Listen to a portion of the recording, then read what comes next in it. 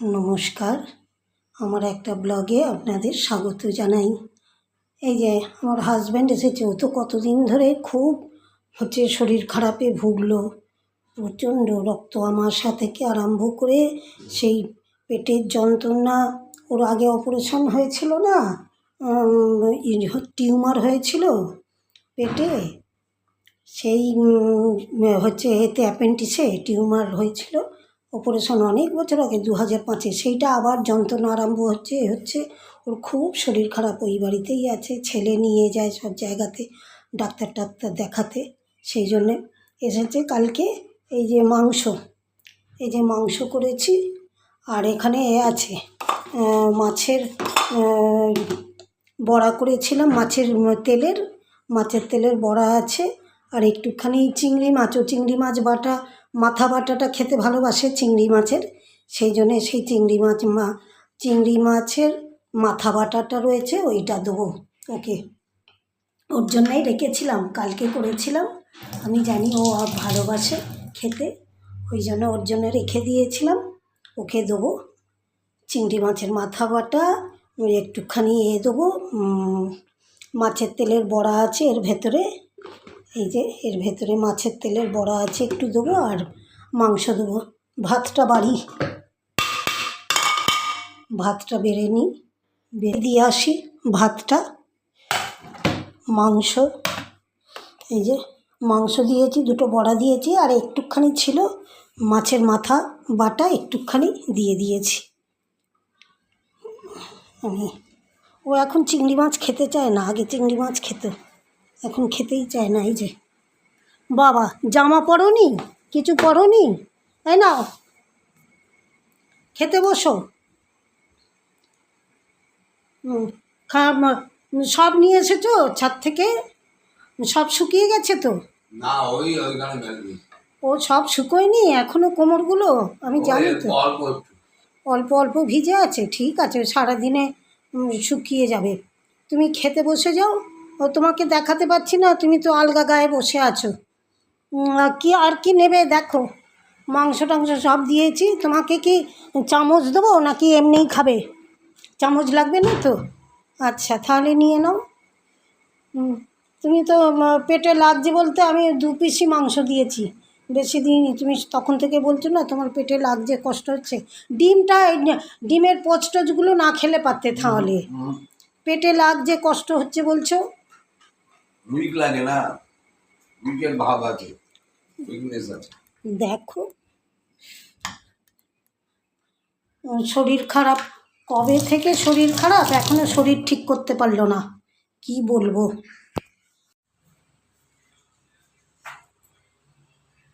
এই যে রুটিটা করছি, রুটিটা হয়ে গেছে, বাকিটা যে বেলে নিচ্ছি, ছেঁকে নেবো। এইবারে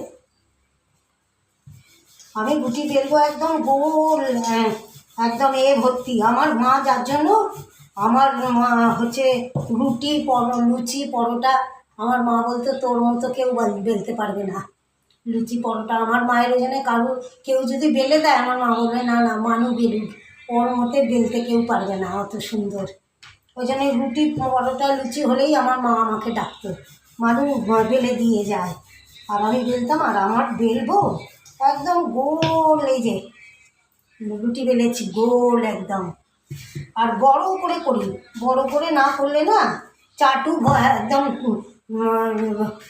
ব্যালন চাকি একদম ভর্তি করে ছোট ছোট, এই যে ছোট ছোট পাতলা রুটি তো, আর গোটাটা ভর্তি করে করলে আর কাগজের মতো একদম পাতলা হয়, আর কেটে কেটে খেতে খুব ভালো লাগে।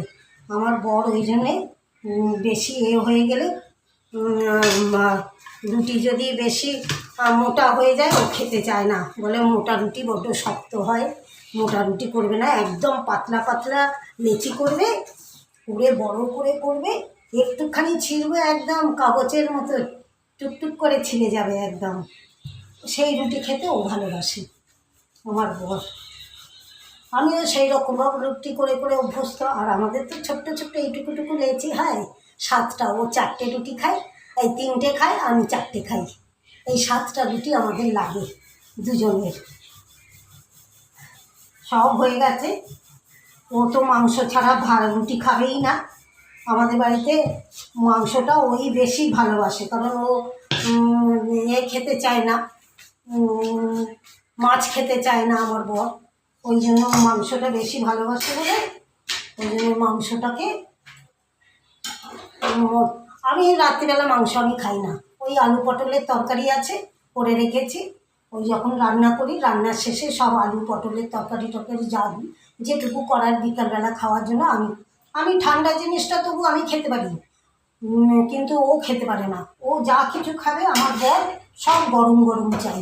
রুটি, পরোটা, লুচি, ভাত, তরকারি যা কিছু ওকে দেবে সব গরম একদম। ও ঠান্ডা হয়ে গেলে সেই জিনিস ও খাবেই না, বলবে না ঠান্ডা আমি খাবো না। যার জন্য এই বিকালবেলা রুটি টুটিগুলো করতে হয়। আমার আবার ওই সব নেই। আমি তরকারি মরকারি আমি গরমকালে আমি একটু আগে থেকেই করে রেখে দিই, ফ্রিজে তুলে দিই, ঠান্ডা হয়ে গেলে তারপরে রাত্রিবেলা খাওয়ার সময় একটুখানি গরম করে নিয়ে আমি খাই। আমার বর আবার সেরকম নয়, ওকে সঙ্গে সঙ্গে করে দিতে হবে গরম গরম জিনিস। আমার ওই সব নেই। যার জন্যে এই যে রুটিটা করছি, আমার তরকারিটা আছে বার করে নিয়ে এসে করবো। তবে শীতকালে আমি একটুখানি ভাত তরকারি সব গরম গরম।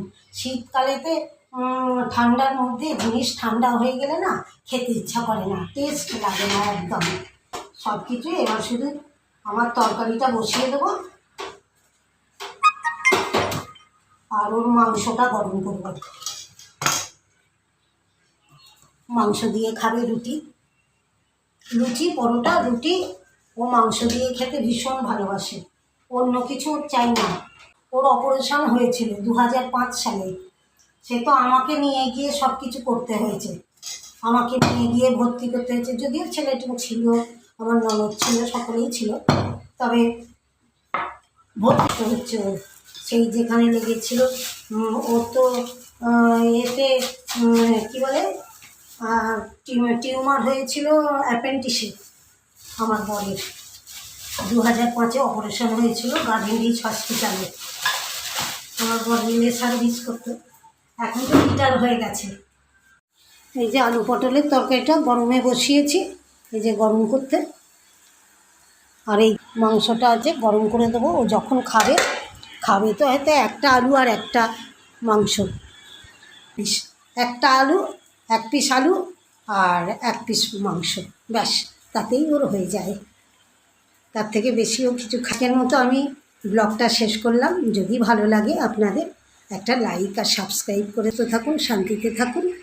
আবার পরে অন্য কোনো দিন আপনাদের সাথে আবার আসবো একটা ব্লগ নিয়ে কথা বলতে।